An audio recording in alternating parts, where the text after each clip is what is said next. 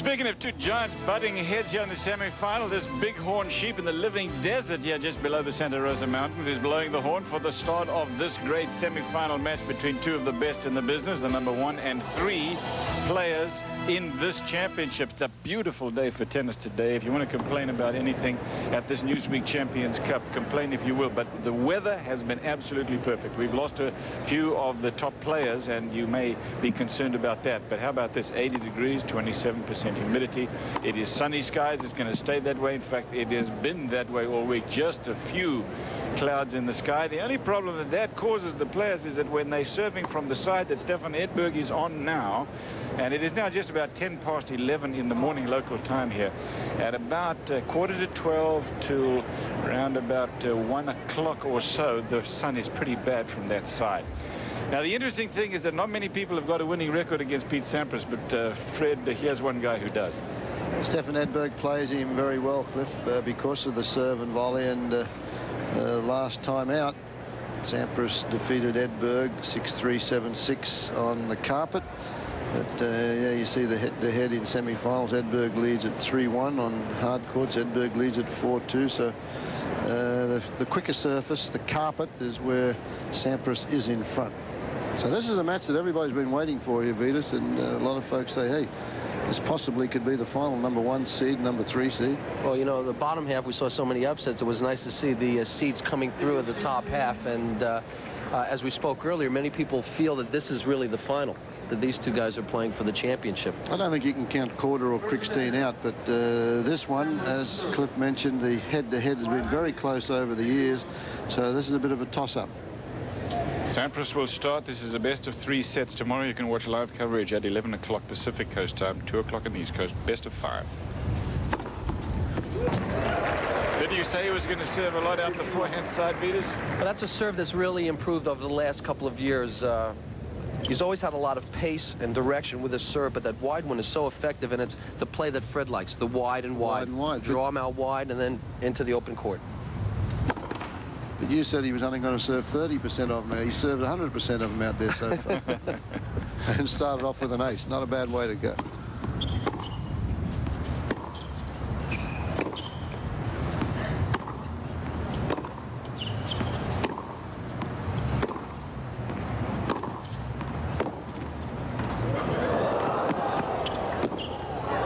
He got it. Great shot from Edberg. 15-all first game. Just a reminder that we are talking first serves when we are talking direction here. Watch this again, well, guys. Pete Sampras gets Stefan Edberg into trouble with that forehand cross court, but he plays it sort of nonchalantly. Could have hit that a little bit more effectively, a little bit lower, and that gave Edberg a little bit of a chance to angle away that volley. But he's always quick to get into the net, and that beautiful technique, racket head up, punching straight through that ball cross court. Natural instincts, isn't it? After that one hit the top of the tape and just dribbled over, he moved in to cut off the angle and got the volley that he wanted. There's another one out there to the forehand. As Vitas mentioned, I like that wide and wide serve basically because it opens the court on the faster surface. This surface is playing pretty quickly. As you have a look at Pete Sampras, he's 22 years of age, 6'1", 170 pounds. Now lives down in Tampa, Florida. You know, those numbers on him, Fred, talk about Florida and they talk about Washington. Don't forget, he spent most of his years, though, in California as a kid growing up. So he's very much used to this cement-based hard court. I spent most of my years in Sydney growing up, but who gives a damn?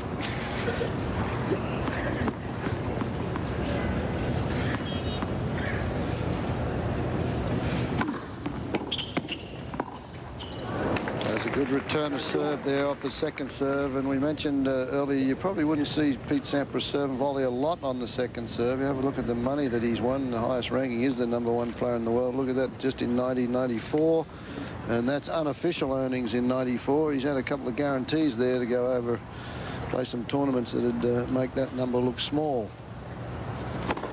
In fact, he's had one guarantee that will outweigh that total number. 122 mile an hour. He cranks them up pretty quickly. Stefan Edberg's yet to get a racket on the ball on the deuce court. He served 3 aces, 2 out wide and 1 down the middle.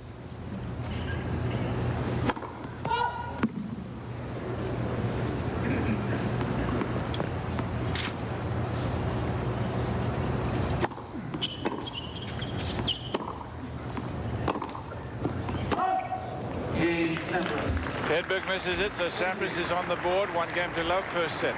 As I said, best of 3 sets here in the semi-final. We're live. The Newsweek Champions Cup. This is our second last day of the championship, semi-final day, and it's beat Sampras of the USA and Stefan Edberg in the first semi-final match of the day. Aaron Krickstein, who beat Alexander Volkov yesterday, who in turn had beaten Michael Chang the day before that, is going to take on Peter Korda. There's Stefan Edberg. He's 28 years old, from Västervik, Sweden. His father is a policeman, small town on the Adriatic coast, and he lives in London now, currently ranked number 4 in the world. He has been number 1, of course, you know that. Career earnings of over 16 million, and he leads the 94 earnings for this year, by the way. He's won 2 tournaments already this year. 2 big ones in Doha and Stuttgart, 2 big prize money events. Stefan Edberg starts off his first point, serve and volley.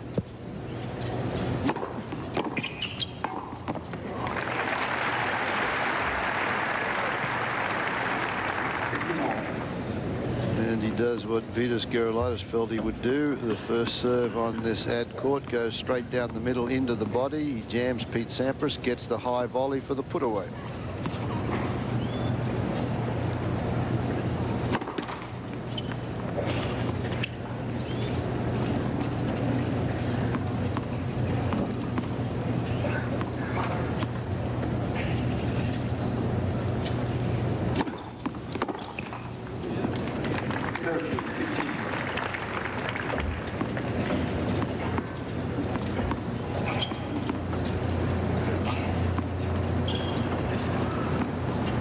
I still like to watch good serve and volley tennis. Like I enjoyed the match yesterday with Edberg and Darren Cahill, short points, but good staccato stuff. Just get there and get the shot. We won't see Stefan Edberg do that too often. Sets himself up with a nice serve and hesitated just that fraction and let Pete Sampras go into the open court. Was going to go behind him and just took his eye off the ball for a fraction of a second.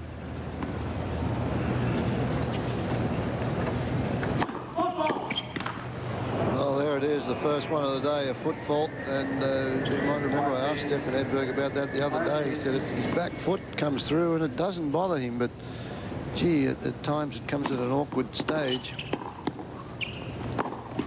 Turns out this is one of them because he's facing a break point here in the first game.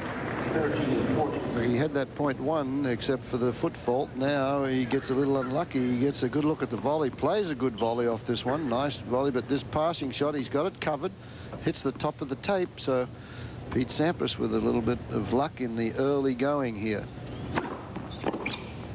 Comes back anyway with that first serve right into Sampras's body. And that's a good example. The last point where he was stretched out wide, Fred, Pete Sampras can improvise with the topspin or with a slice, but when he gets jammed into his body, I think that's where his toughest plays are. Only faced 2 break points coming into today's match, and he lost one of them. So he's only lost his serve once this week. In fact, he's had a very easy road to this final, Stefan Edberg. He's quietly confident. Tony Pickard, his coach, is not with him. Pickard is, as Stefan said, he's probably seen more of Stefan Edberg than he has seen of his wife over the last few years. So he's going to continue to work with Edberg at the Grand Slams and a few other tournaments, but will not be on the road for as many weeks as he has been in the last few years.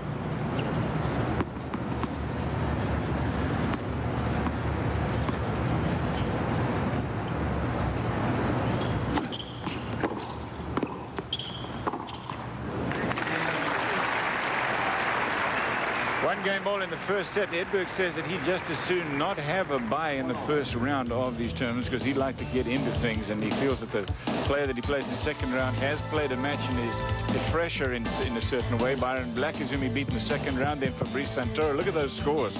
Darren Cahill 6-4, 6-3. If you look at those scores, Cliff, you see he played Byron Black two-handed off both sides, Fabrice Santoro two hands off both sides. They've got to stretch for a lot of balls when you're playing a serve and volley, and so he won those very comfortably.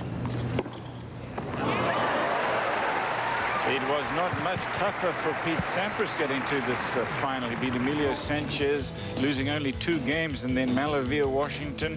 Malavia Washington actually served for the first set before Sampras came back, won an easy second set. And then Thomas Muster, he just has no trouble with Muster at all. He can grunt and run as much as he likes, but Sampras just runs all over.